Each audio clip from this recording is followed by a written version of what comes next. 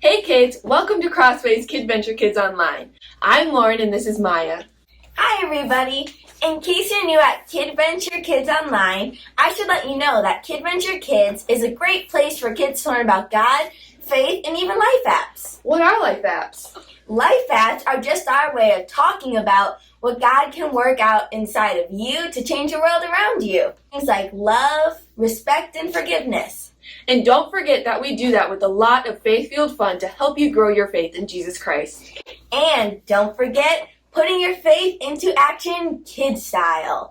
Hey, you can even stand up, sing, and dance with the worship music. And now it's time to get started. Let's start with a drum roll on your knees, everybody. 3, 2, 1. You're the reason why our hearts are beating. You're everything we need. You're the reason for the songs we're singing. We sing because we're free. Come on, we'll let it rise up to our God and Savior. Come on, we'll shout it out louder now. We'll sing it out forever. Hear our praise rising up. Whoa, from the hearts of the found. Whoa, we lift a shout to the one who has saved us. What a beautiful sound. Whoa, rising up to you. Rising up to you. To our King who saves, hear our endless praise. Rising up to you.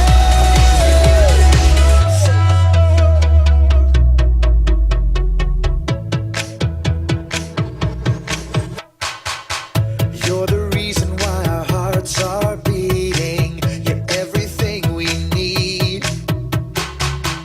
You're the reason for the songs we're singing. We sing because we're free. Come on, we'll let it rise up to our God and Savior. Come on, we'll shout it out louder now. We'll sing it out forever. Hear our praise rising up. Whoa, from the hearts of the found. Whoa, we lift a shout to the one who has saved us. What a beautiful sound. Whoa, rising up to you. Rising up to you. To our King who saves, hear our endless praise. Rising up to you. Come on. Hey, rising up, getting louder now. Rising up, getting louder now.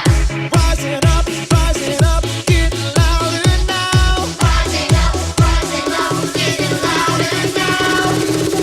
Hear our praise rising up from the hearts of the found. We lift a shout to the one who has saved us. What a beautiful sound. Rising up to you. We're rising up to you. Rising up to you. To our King who saves, hear our endless praise. Rising up to you. We're rising up to you.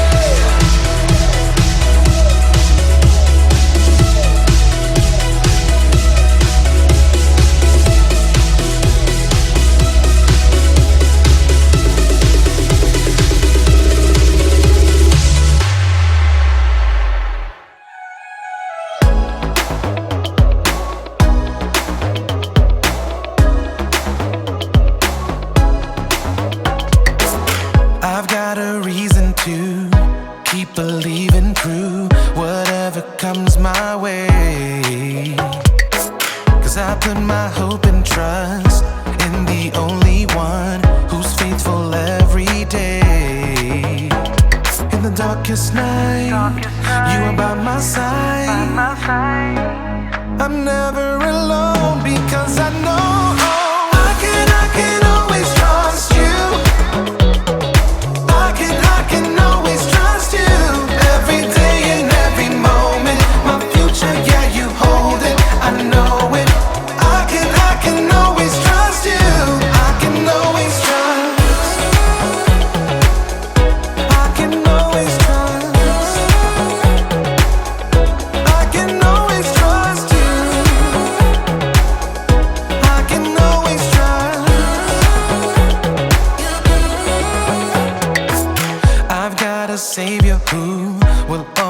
walk me through whatever comes my way. 'Cause I put my hope and trust in the only one who's faithful every day. In the darkest night, you are by my side.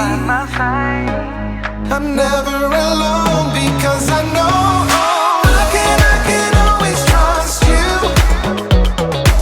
I can always trust you. Every day and every moment, my future, yeah, you hold it. I know it. I can always trust you.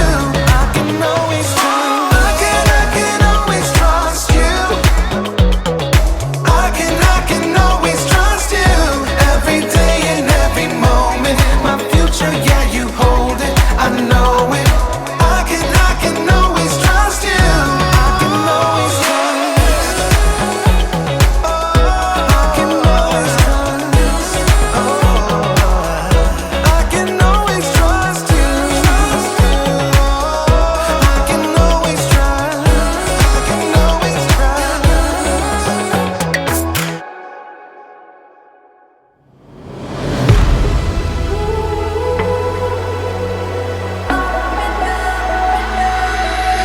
When I am up, when I am down, when life turns me around, should I go left? Should I go right? Should I be walking in circles in my mind? But I know God will make my path straight. I know I'm gonna shout and praise. My God can be trusted over and over and over again. My God can be trusted over and over and over again. Over and over and over again.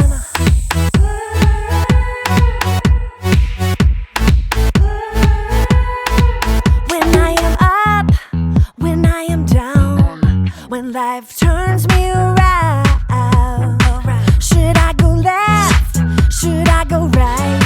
Should I be walking in circles in my mind? But I know God will make my path straight. I know I'm gonna shout and praise. My God can be trusted over and over and over again. My God can be trusted over and over and over again. Over and over and over again. I'm confident. My God can. I'm confident. My God can. I know. God will make my path straight. I know. I'm gonna shout and praise. I know. God will make my path straight. I know. I'm gonna shout and praise. My God can be trusted over and over and over again. My God can be trusted over and over and over again. My God can be trusted over and over and over again. My God can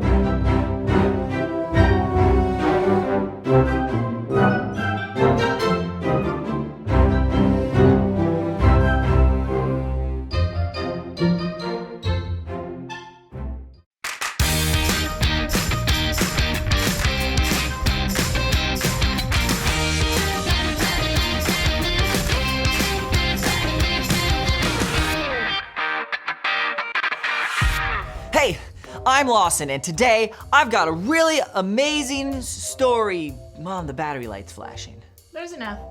Go on. So, I've got the story for you. It's still flashing. Keep going. There's enough, I promise you. Go on. Are you sure? Okay, anyhow, I've got a really awesome story today from this girl named Lacey. Now, Lacey's great at a lot of things in school. When the teacher asks for their haiku poems, she's the first to volunteer. When your mind is blank, find an emoji. Press send to say what words can't. And the whole class applauds and tosses confetti. Lacey's on top of it in art and social studies and PE.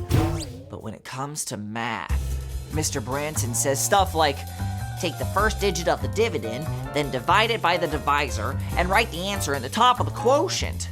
And Lacey hears, wah, wah, wah, wah, wah, wah. And on the test, she gets a D, which Lacey is pretty sure is worse than anything, except for an E, for emergency. Mom tells Lacey that she's gonna be okay.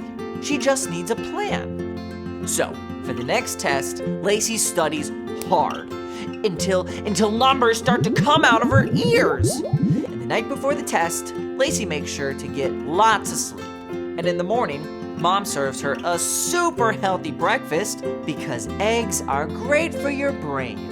And so is broccoli and raw fish. And Mom asks, you ready to go, sweetie? And Lacey says, yeah, I'm great. But all she can think of is all the ways she might be able to get out of school today. Like tripping over the family dog and landing on a canister of laughing gas while getting a bad case of cowpox. And Mom asks, are you okay? And Lacey confesses, I'm not sure I can do this. Mom reminds her, trust me, you've done what you can. Mom adds that no matter what happens, God still loves you, and I do too. And Lacey takes a deep breath and decides, division is tough, like broccoli for breakfast. But I face the test, because she can trust that she'll be okay. So, she heads out the door ready for the day. So kids, never forget to floss after broccoli for breakfast. But always do remember this, that trust is putting your confidence in someone you can depend on. Hey, light's still blinking. It sure is. We got all the way through. Just like I said. Thanks, Mom. Anyways, I'll see you guys next time when we try to see how... Okay, and now we're out of battery. Cut. Hey, what's the big idea?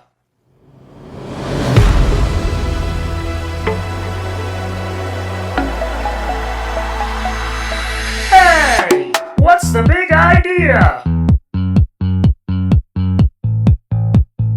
You can trust that God has a plan.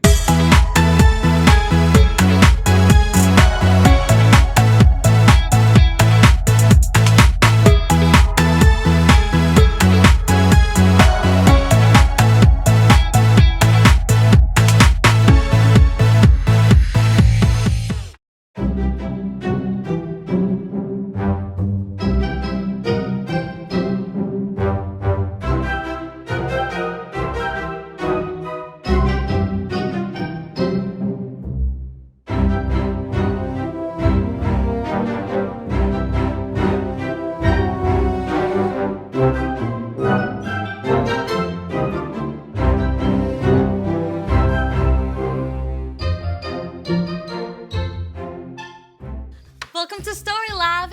This week, we're going to be talking about trust, while also taking a look at the story of a guy who had a far-reaching dream.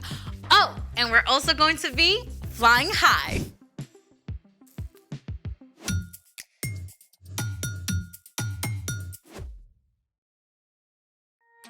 Hey there, I'm Amaya. And I'm Zeke. And today we're talking about trust, which is putting your confidence in someone you can depend on. And I'm depending on you to tell me what we're doing today. Have you ever been to the circus? Oh, I went once. And what was the coolest part? Oh, there were these guys getting shot out of cannons and other dudes doing crazy tricks on motorcycles and lions and tigers and bears. Oh my! But what about the acrobat? Oh yes, they were awesome sauce. Did you just say awesome sauce? Hey, it's in the dictionary. Awesome sauce! Extremely good! Excellent! Okay, your point. Acrobats are legit awesome sauce, and they have to be super strong and athletic and flexible and graceful all at the same time. Oh, that must take a lot of work. Exactly. And the most amazing thing is we get to talk to an acrobat today. No way! Yes, way. Her name is Grayson, and I'm calling her right now. Hi, everyone. Hey, Hi. Grayson. We're so excited to have you. Thank you for having me. So you're an acrobat? Yes, so I do all kinds of aerial work on trapeze, silks, lyra. The what now? Oh, well, I think I can show you guys some pictures. Trapeze, silks, and lyra.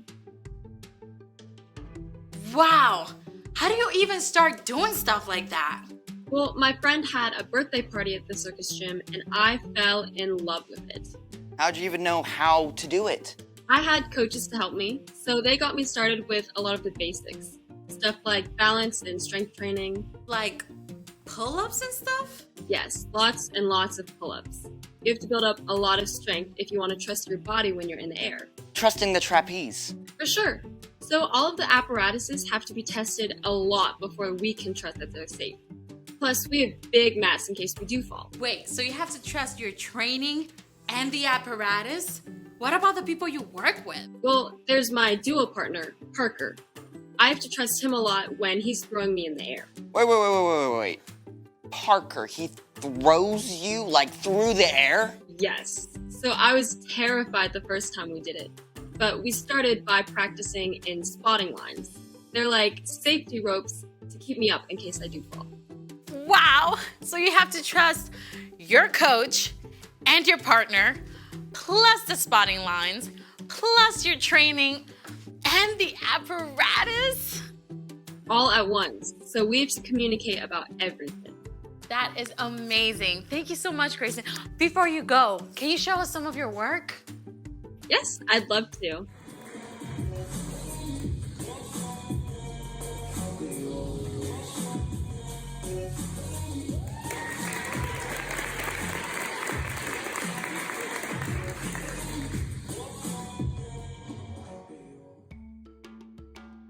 That was amazing. Thank you so much, Grayson. So cool. Thank you guys for having me. Bye, everyone. Bye. Think you and I could do that? I don't think I have that much trust. Well, speaking of trust, it's time for... The Bible. It's 66 books of history, stories, letters, and poetry that fit together to form God's one big story. The epic adventure of how He created us and loves us so much that He made a way to rescue us. As we travel through the Bible, from Genesis to Revelation, we discover people who met God and found their lives changed forever.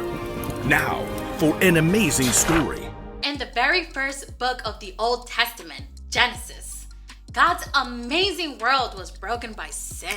But God chose Abraham and his wife Sarah and promised to bless the whole world through their family.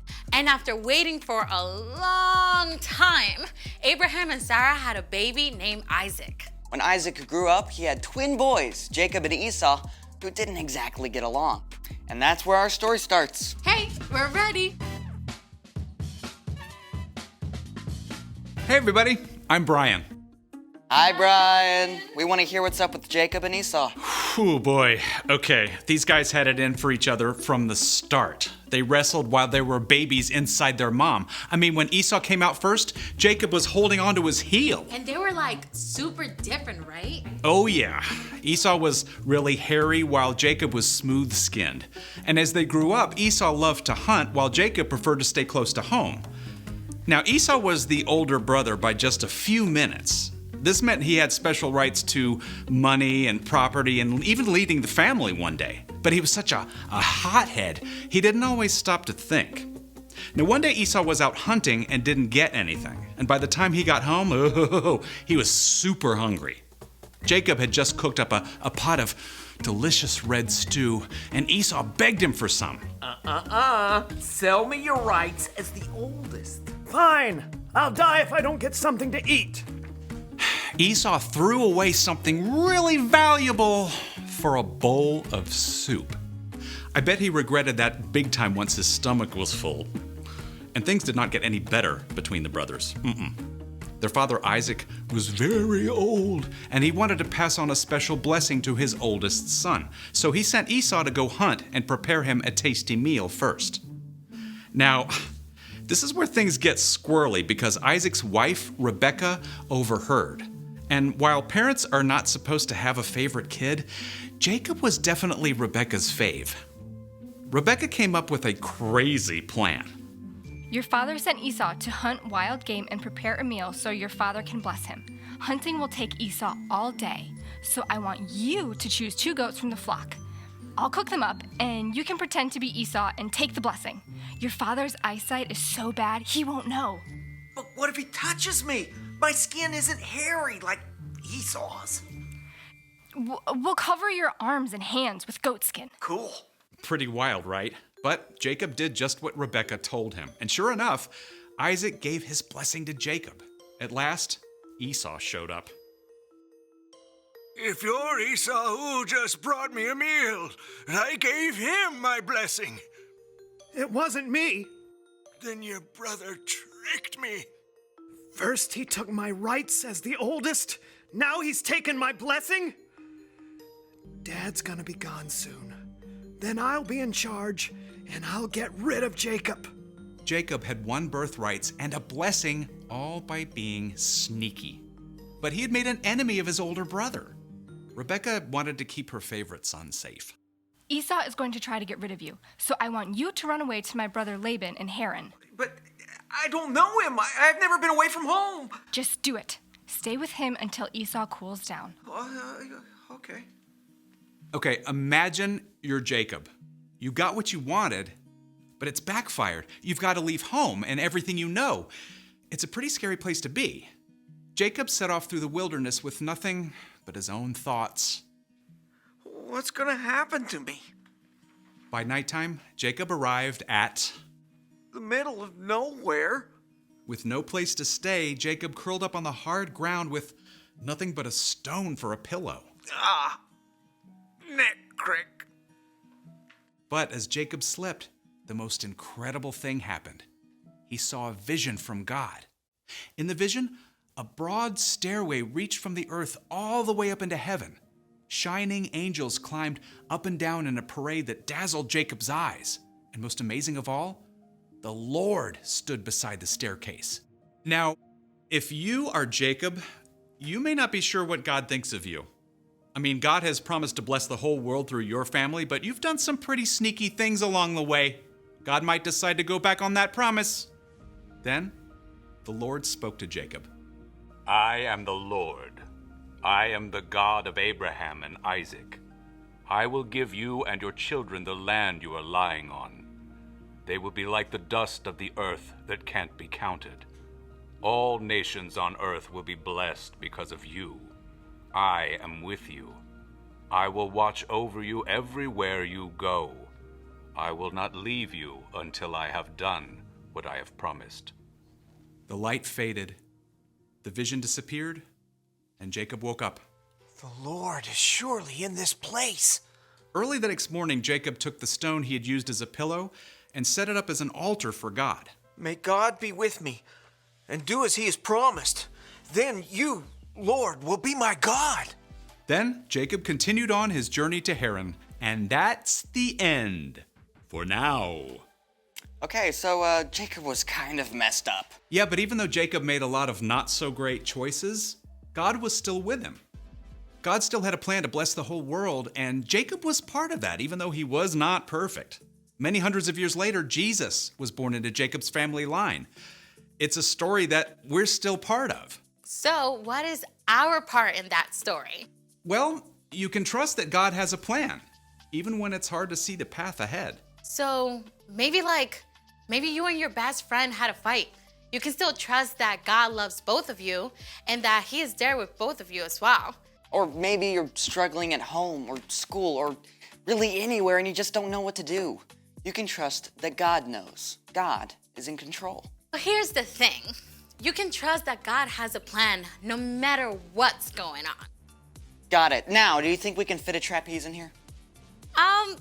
Grayson is so good. Let's just watch her some more. Awesome sauce. See you next time.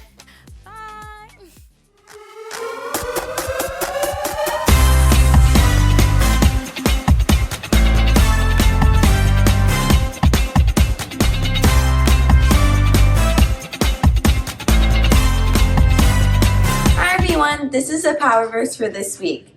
Proverbs 3:5.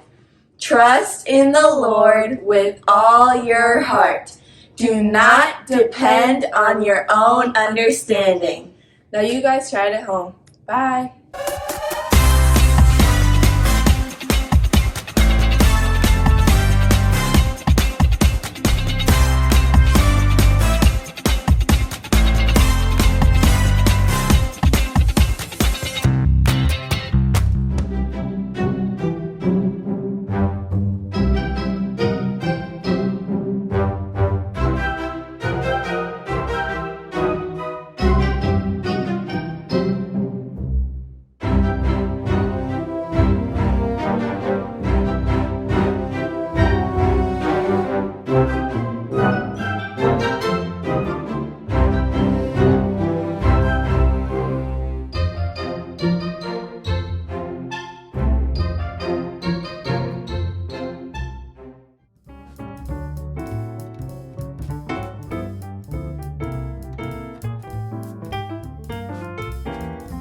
Oh, hello.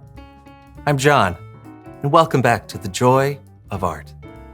Today we're going to take something beautiful, something perfect, something delicious, a real work of art, the circus peanut, and use it to create a whole new piece of art. Let's give it a try, shall we? Just look at these happy little circus peanuts. They're all saying, "Hey, come to the circus. It's an amazing place. There's a person here who can wrestle squirrels and another who can shoot fire out their ears." Isn't that wonderful? Now what we're going to do is just get them a little sticky. Just like that. Isn't that nice? It tastes like delicious fake orange. Yummy. Once it's sticky, place it anywhere on the canvas. Let the circus peanut tell you where it wants to go. Happy. There we go. Oh, perfect. Just like that. Now continue the process. This is going to be fun. Circus peanut.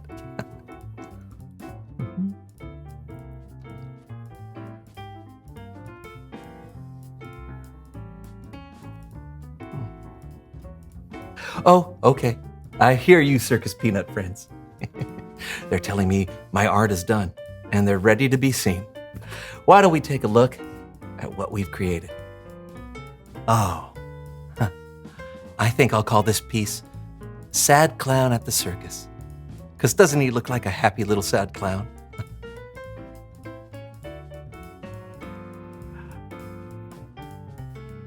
I love it when the art comes to life like that.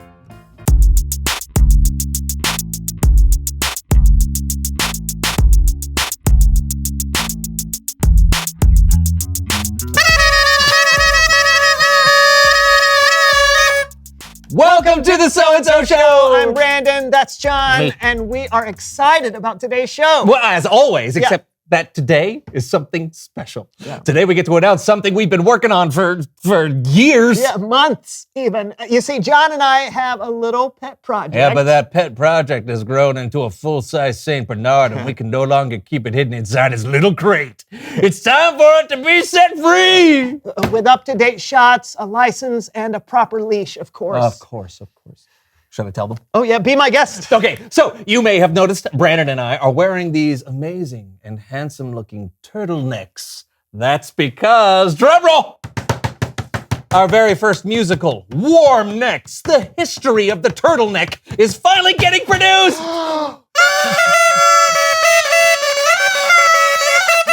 You heard him right. John and I have been working tirelessly on bringing the amazing and fascinating history of the turtleneck to musical life. Yeah, let's give him a little taste. Oh, you think so? I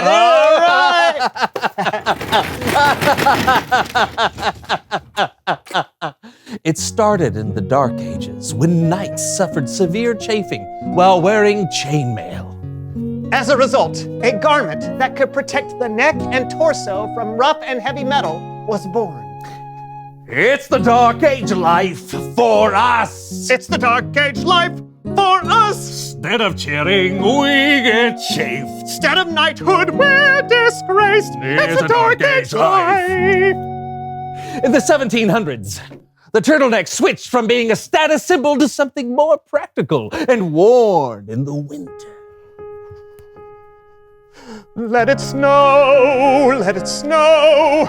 This turtleneck can grow. Then, in the 1800s, the fashion moved into the sports world, where the first football uniforms were not V-necks, but the illustrious turtleneck. We don't talk about V-necks, necks. We don't talk about V-necks.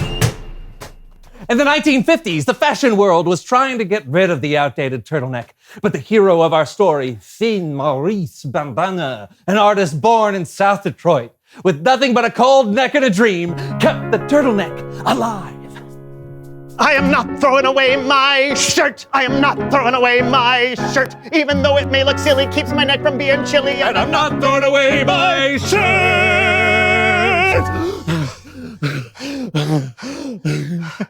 Anyway, that was just a taste and a moose-bouche, if you will. A warm neck's the history of the turtleneck. Ooh, boy. It's a heartbreaking yet hilarious tale of the endearing garment and the people who wore it. And it's going to be coming to an off-Broadway theater, not near or possibly near you. Yeah. Is that you? Yeah, that's me. Okay. Sorry. It's the producer. Okay. Hello, it's John. Uh-huh. Yeah. Oh, great. Oh, sounds good. We'll do that. We'll see ya. What'd he say? He just called to say he's not producing the musical. But on a positive note. There's a positive note? He said he was sure there was someone out there who could possibly like it. Somewhere. Great. Yeah. That's the last time we try something like that. It's Bible story time with Kellen.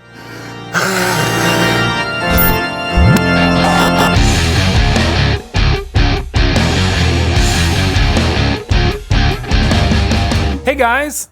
Man, it was tough to hear about your turtleneck musical. I really thought you had something there. Yeah, we did too. Yeah, pretty disappointed. Thanks for bringing it up again. You got a story for us? I do, and maybe it will help. It's about two brothers who had a pretty rocky relationship, but really it's about a bigger plan. This is the story of two brothers, Jacob and Esau. This wasn't a part of my plan. Betrayal, anger, revenge, and a dream that would change the world forever. Wow. All this and more on Behind the Bible.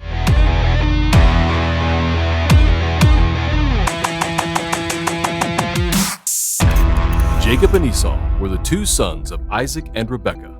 Though they were twins, they were very different. Esau loved hunting and being outside, while Jacob enjoyed cooking and being indoors. I think I should point out here that Esau was just a little bit older than Jacob. And at that time, being the firstborn son in the family was a big deal. It was a big deal. Yeah, I know. I just. Just like narrating stories is a big deal to me, by myself, without interruption. Oh.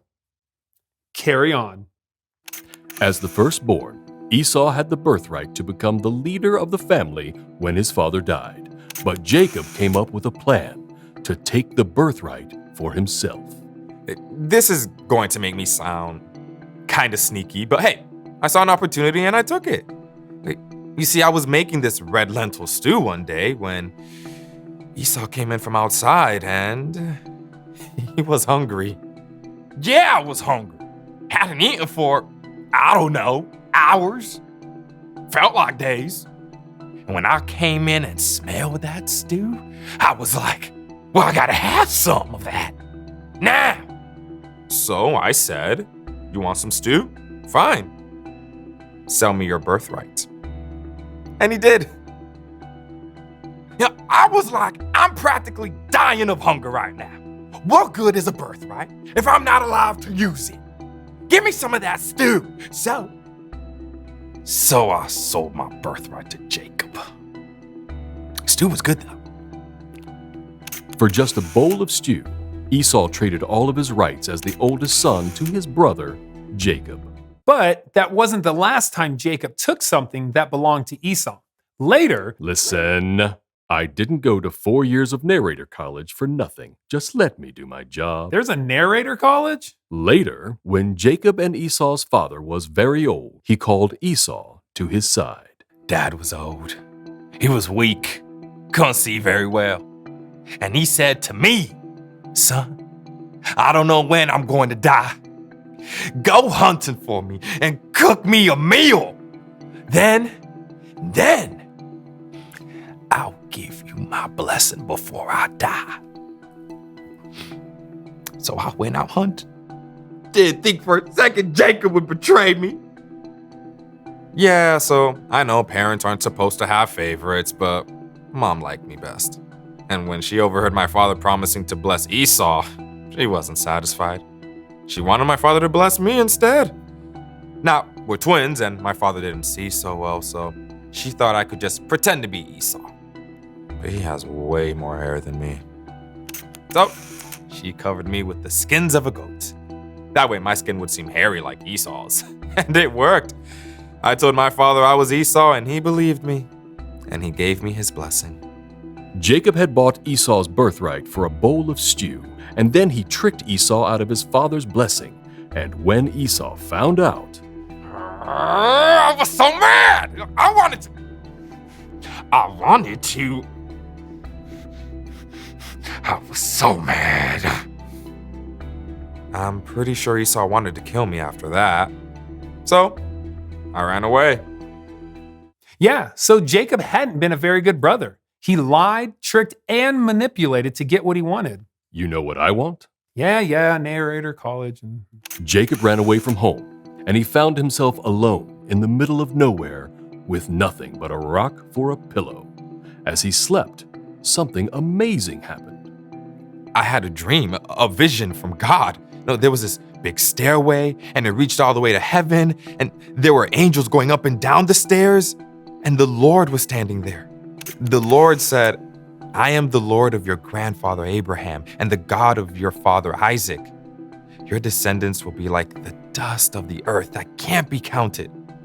All nations will be blessed because of you and your family. I am with you. I will watch over you everywhere you go. After all I'd done, all the sneaky stuff, the lies, God promised to still be with me. I had been trying to make things happen on my own, but God had a bigger plan for me. So I took my rock pillow and set it up as a sacred stone. And I promised right then and there to have faith in God. God really did have a bigger plan for Jacob and his family, a plan to bless the whole world. One of Jacob's descendants was Jesus, who died to pay for the sins of the world. Did Jacob make bad choices? Yes. Could Jacob still be a part of God's plan? 100% yes. God loves us no matter what, and you can trust that God has a plan. That was really good. Which narrator college did you go to? Oh, self-taught. This has been Behind the Bible. Goodbye. What'd you guys think? Well, I love that Jacob wasn't even close to being perfect, and yet he was still part of God's big plan. I think it's great just to be reminded that there is a plan. Yep, because you're going to have disappointments and bad days. It's going to happen. But what we can trust is that God has an ultimate plan to make things right in the world. And that hasn't and won't change. Good to know. Thanks, Kellen. You bet. I'll see you guys next time. You know, I am disappointed about the musical, but I'm not going to give up. Yeah. We've only tried one producer and one musical. We've got way more ideas in us. We could write a musical about tube socks. Yeah, or jorts. Or some non-clothing item, maybe. Maybe. Yeah, but the important thing to remember is that God has always had a plan, so we can put our trust in God. Right on. So, yeah. Reveal the question. Why are plans important? Well, if you're planning for a trip, it helps to know where you're going, how to pack, what snacks to take. Or when you're planning to build something, it's great to know what tools you'll need and the order to put things together. When someone has a plan, it's easier to trust them because they've put thought into where they're going and what they're doing. So talk about it with each other. Why are plans important? And we'll see you next week for a brand new show. See ya. They are short, they are jeans, worn so tight, day or night. Bring me jorts, bring me jorts, bring me jorts.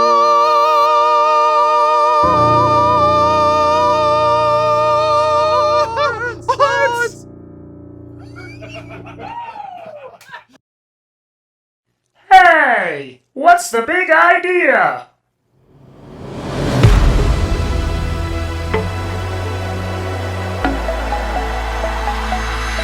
Hey, what's the big idea?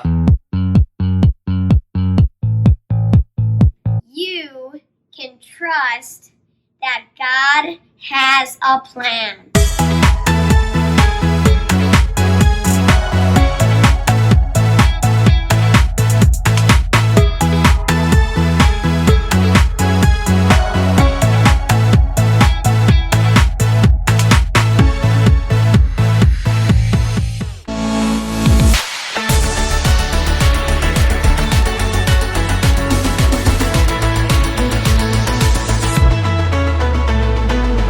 You make the darkness run and hide. You bring the broken back to life. Only you can, only you can. You set me free from every chain. You fill my heart with songs of praise. Only